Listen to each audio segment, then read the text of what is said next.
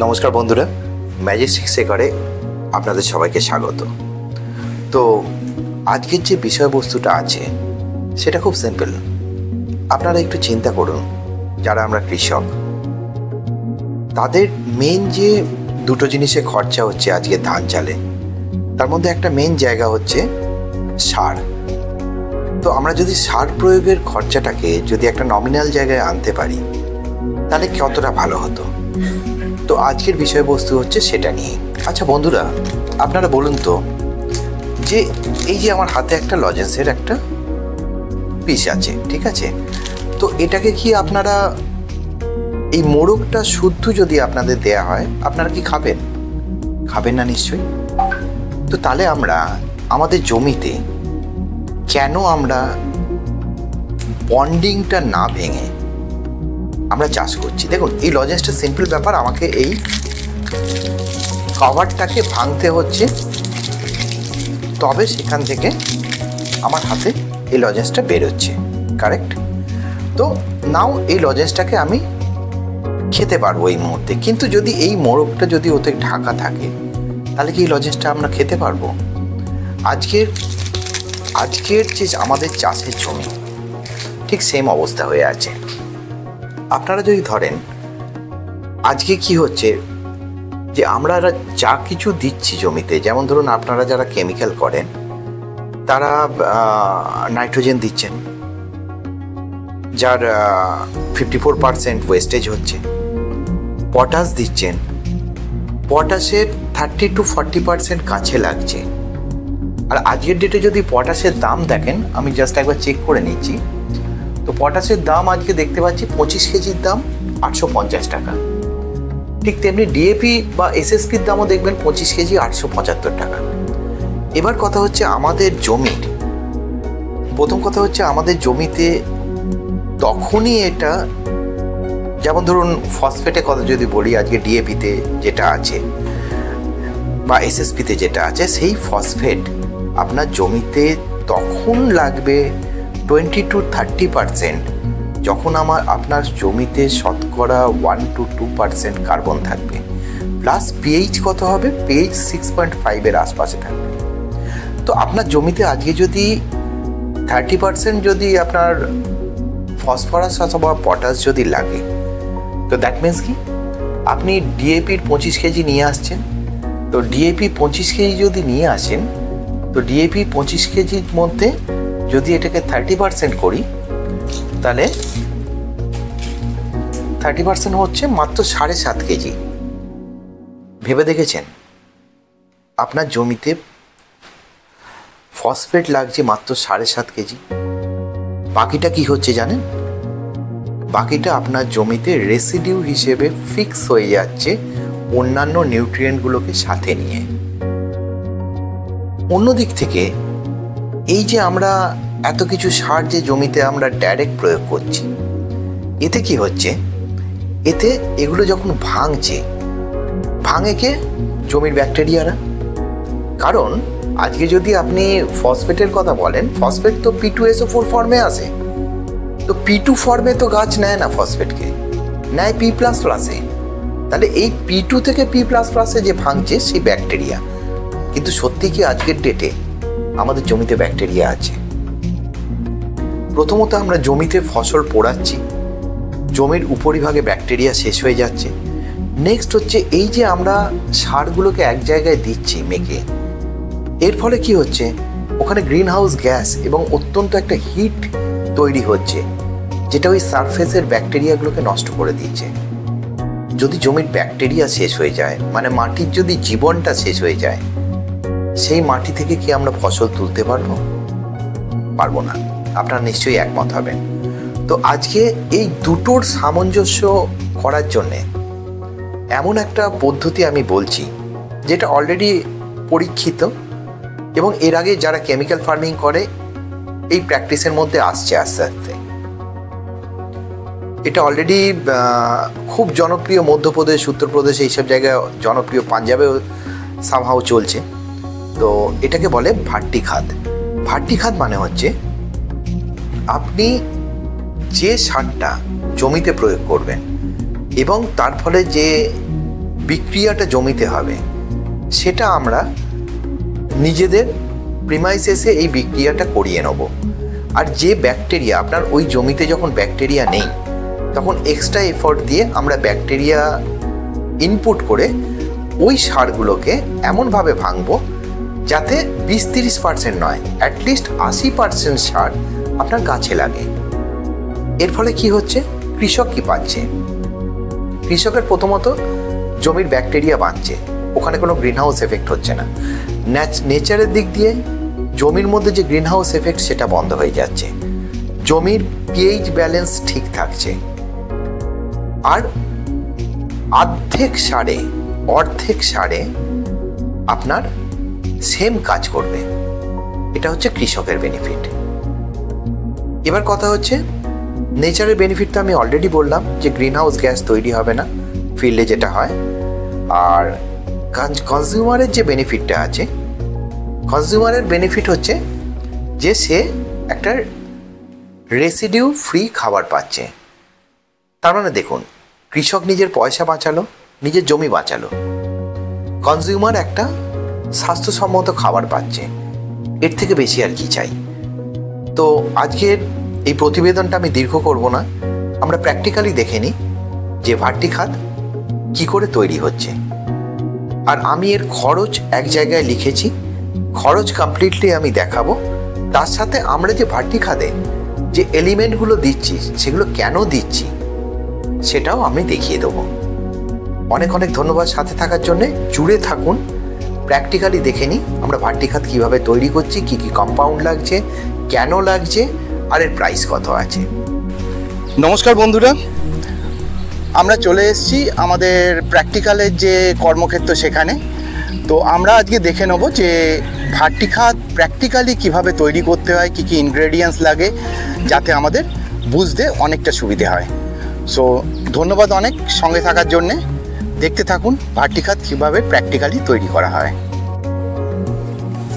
তো বন্ধুরা আসুন দেখে নিই যে ধানের ভাত ডাল তরকারি কিভাবে রেডি হচ্ছে। তো প্রথম আইটেম যেটা আছে সেটা হচ্ছে ম্যাগনেসিয়াম সালফেট। এটা আছে এনপিকে কনসোর্টিয়া।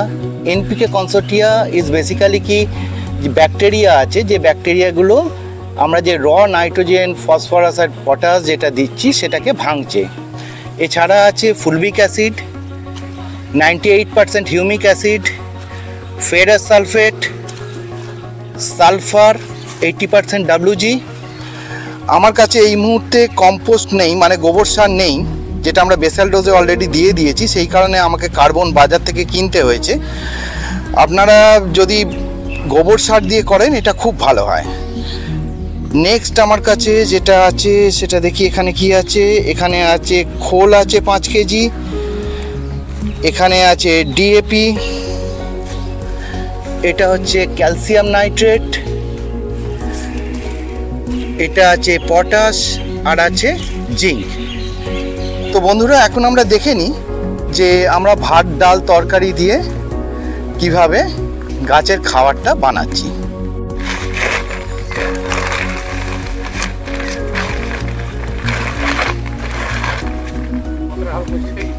50 কেজি পুরো।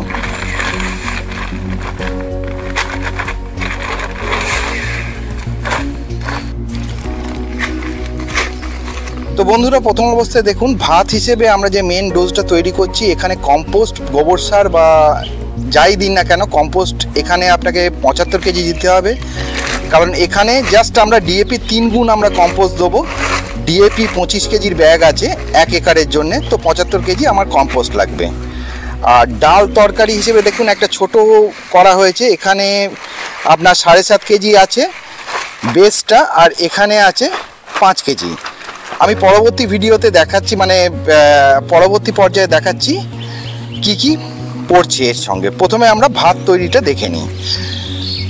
আচ্ছা, প্রথমে আমরা এর ওপর ডিএপি 25 কেজি দিয়ে দিলাম। রাধাকান্তদা এর সঙ্গে 25 কেজি পটাশও দাও। 25 কেজি পটাশ আমরা এর সঙ্গে মেলাবো।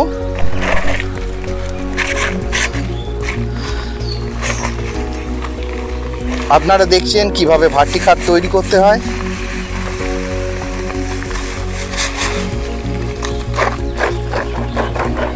আচ্ছা, নেক্সট ইনগ্রেডিয়েন্ট হচ্ছে ম্যাগনেসিয়াম সালফেট। এখানে ম্যাগনেসিয়াম সালফেট আছে রাধাকান্তদা, এই যে, তো এর ওপর ম্যাগনেসিয়াম সালফেট পড়ছে। ম্যাগনেসিয়াম সালফেট আমরা নিচ্ছি 5 কেজির মতো।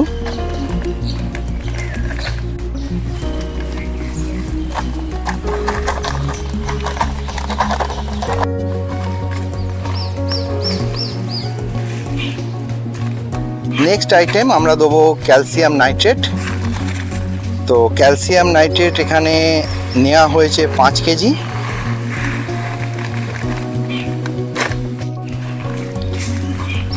এর পরের আইটেম আসছে সালফার 80% WG।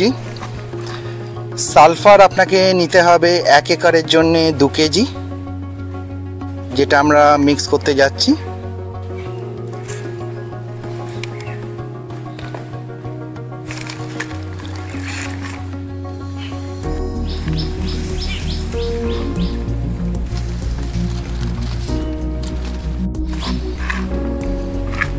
নেক্সট আইটেম আমরা নেব পটাশিয়াম হিউমিক অ্যাসিড বা পটাশিয়াম হিউমেট বা হিউমিক অ্যাসিড।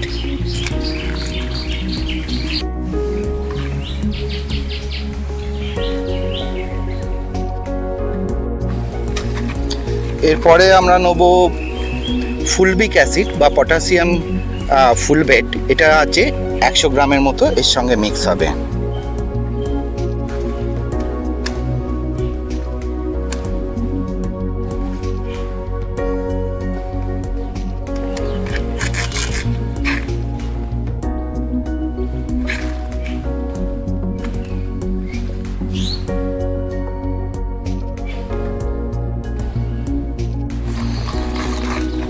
এরপরে এর সাথে মিক্স করতে যাচ্ছি সর্ষের খোল 5 কেজি মতো।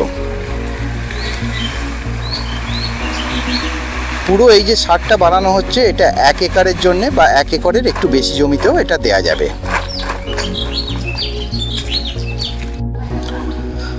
তো আমরা অলরেডি ভাত চাপিয়ে দিয়েছি আগুনে। তো নেক্সট আমরা তরকারিগুলোকে আমরা রেডি করি। দুদিকে দেখতে পাচ্ছেন তরকারির মেন ইনগ্রিডিয়েন্ট রেডি, কম্পোস্ট সার। আপনারা এটা গোবর অথবা মাটি দিয়েও করতে পারেন, যা কম্পোস্ট আপনার বাড়িতে আছে, তাহলে আপনার খরচাটা কম হবে। তো একটা কম্পোস্টের সাথে আমরা নেব ফেরাস সালফেট বা লোহা খাদ। এই যে এটা ফেরাস সালফেট আমরা নিচ্ছি 2.5 কেজি। তো ফেরাস সালফেট আমরা 2.5 কেজি মিশিয়ে নিয়েছি।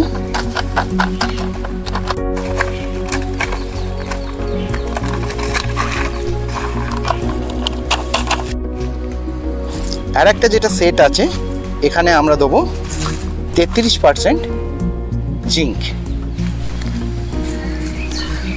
জিঙ্কের পরিমাণ হচ্ছে 5 কেজি।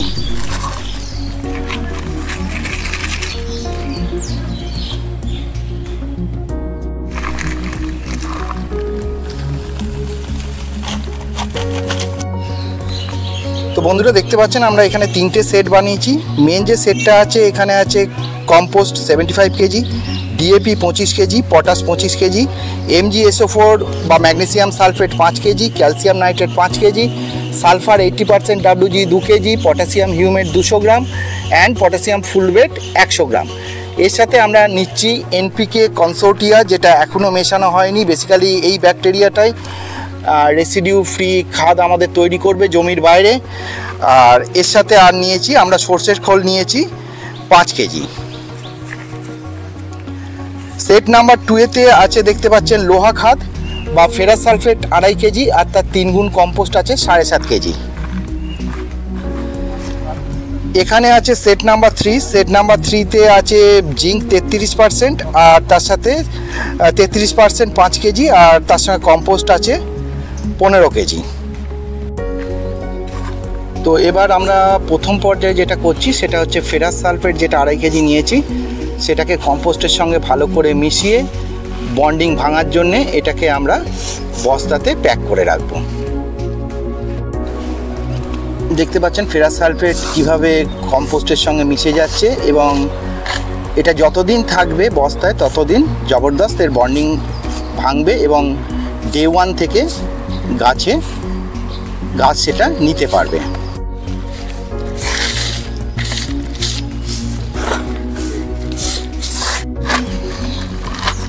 এরপরে আমাদের আরেকটা ইনগ্রেডিয়েন্ট ছিল, যদি মনে করে দেখেন, জিঙ্ক। তো 33% যে জিঙ্কটা আছে, এটাকে 5 কেজির সাথে 15 কেজি কম্পোস্ট মেশানো আছে। তো এটাকে ভালোভাবে মিশিয়ে আমরা বস্তার মধ্যে তুলে রাখবো বন্ডিং ভাঙার জন্যে।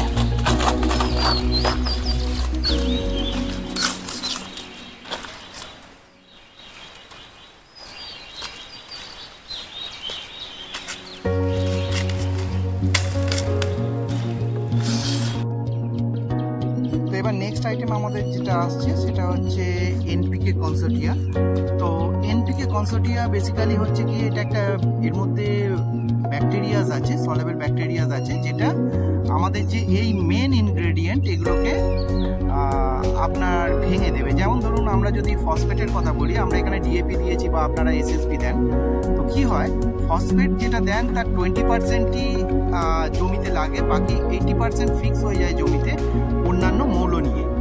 তো এটাকে আমরা কি করছি, যে এটা আমরা যেভাবে তৈরি করছি এনপিকে কনসোর্টিয়া, এটাকে একদম প্রথম দিন থেকে, মানে ফসফেট আজকে দিলে জেনারেলি কি হয়, ফসফেট 30 দিন বাদে গাছে লাগতে আরম্ভ করে। তো সেই কারণে আমরা ফসফেটটাকে বেসেল ডোজ হিসেবে দিই, কেউ ডিএপি দেন, কেউ এসএসপি দেন।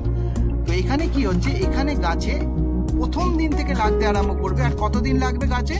90 দিন অবধি। হ্যাঁ, তো এই যে সলেবল ব্যাকটেরিয়া আছে, এটা আপনারা দেখতে পাচ্ছেন, এতে আমরা ঢেলে দিচ্ছি মেন ইনগ্রেডিয়েন্টে।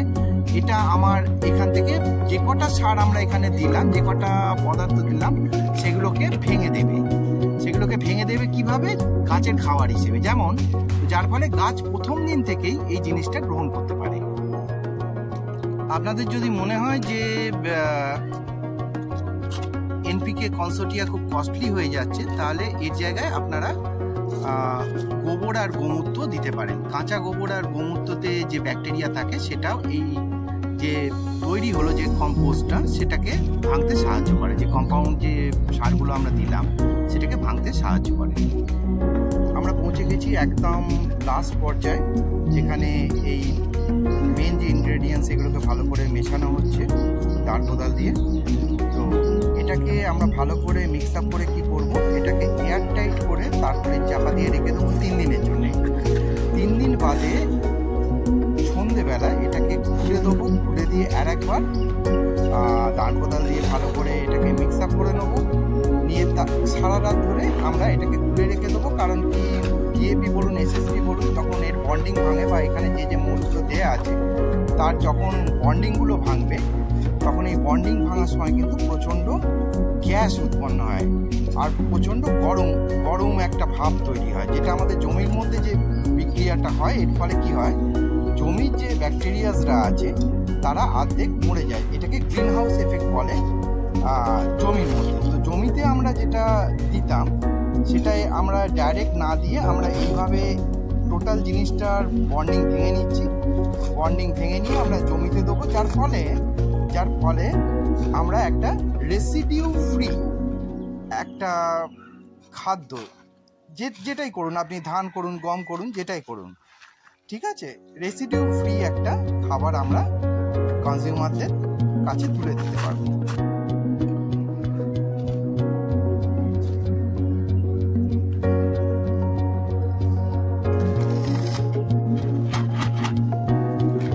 এবার বন্ধুরা, এই যে ইনগ্রেডিয়েন্টটা তৈরি হলো, এটাকে এয়ার টাইট করে আমরা র্যাপ করে দেবো 3 দিনের জন্য।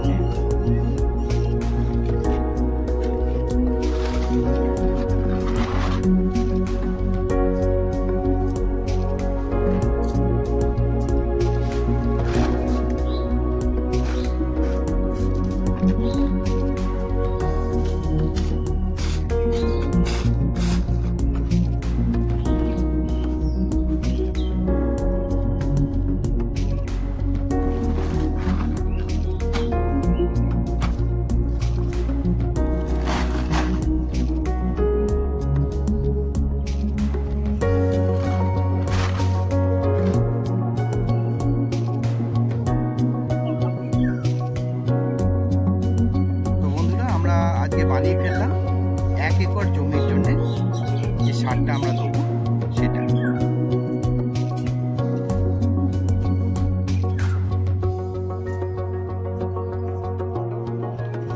আপনারা দেখতে পাচ্ছেন যে মেন যে ইনগ্রেডিয়েন্টটা আমাদের ছিল ভাটি খাদে, সেটাকে আমরা এয়ারটাইট করে একটা জায়গায় 3 দিনের জন্য রেখে দিচ্ছি।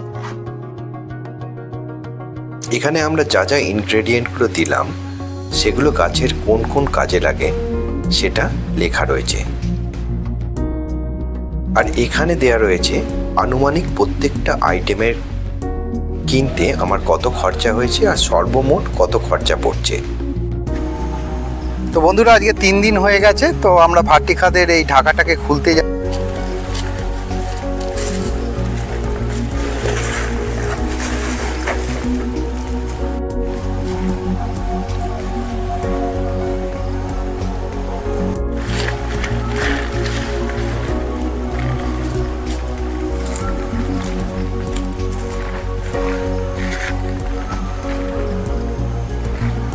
এই ভাটি খাদ্য আমরা কালকে আমাদের জমিতে প্রয়োগ করব। দেখা যাক বন্ড ভেঙে ঠিক কী অবস্থায় আছে।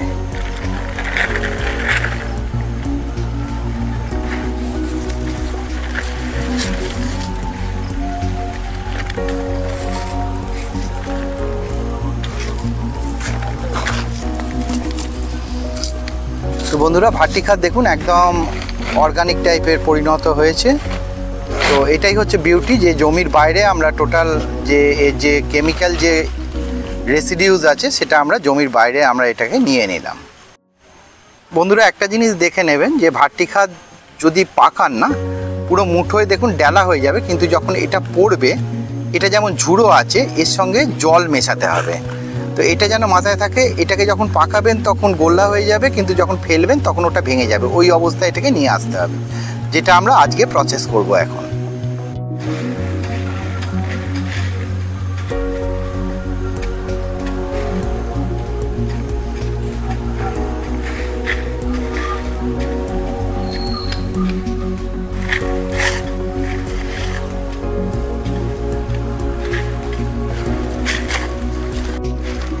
বন্ধুরা দ্বিতীয় পর্যায়ে আমরা কি করছি, এই যে এই ভাটি খাদ্য আছে যেটা একদম পুরনো অবস্থায় আছে, এটা যাতে একটু এর মধ্যে ময়েশ্চার আসে এর জন্যে আমরা এর সাথে কিছুটা গোমূত্র মিশিয়ে নেব। তো দেখতে পাচ্ছেন বন্ধুরা এর মধ্যে গোমূত্র পাইল হচ্ছে, এটার মধ্যে গোমূত্র পাইল করে আমরা এটাকে সারা রাতের জন্য খোলা রেখে দেবো। তো গোমূত্র মিক্স করার পরে এটাকে আমরা আরেকভাবে ভালোভাবে মাখিয়ে দিচ্ছি যাতে এর মধ্যে ময়েশ্চার কন্টেন্টটা থাকে ঠিক মতো।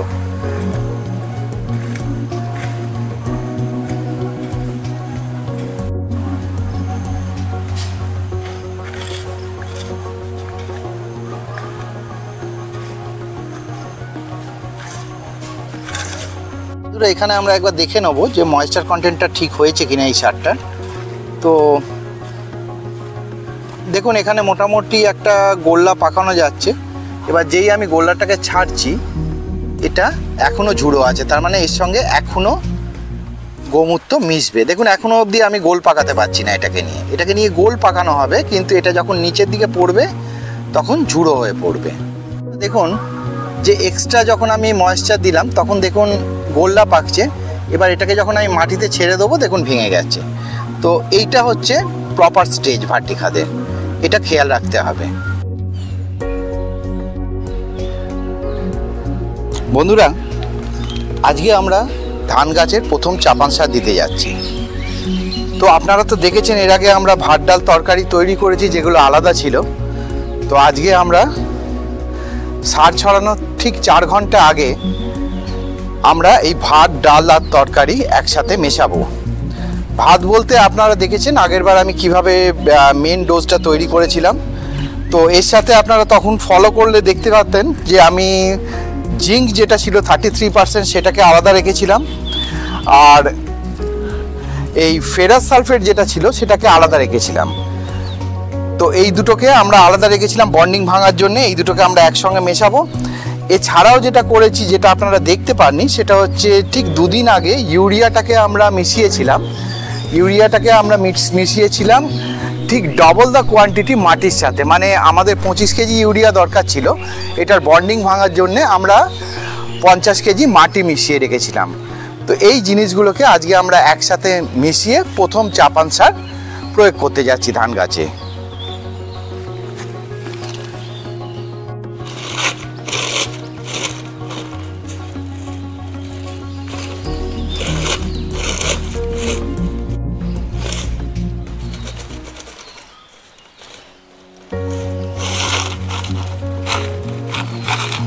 তো এখন এর সঙ্গে মিশছে জিঙ্ক, মিশছে প্রথম পর্যায়ে। এরপরে আমরা ফেরাস সালফেট, যেটার বন্ডিং ভেঙেছে, সেটাকে আমরা দেবো। নেক্সট আইটেম যাচ্ছে ফেরাস সালফেট বা লোহা খাদ। এটা বন্ডিং ভেঙে এখন কি অবস্থায় আছে আমরা দেখি। তো ফেরাস সালফেট দেখুন একদম বন্ডিং ভেঙে টোটালটা এই মেন যে ম্যানিওর তার সঙ্গে মিশে গেছে। তো এখন এটা গাছের পক্ষে রেডি টু ইট ফর্মে চলে এসছে।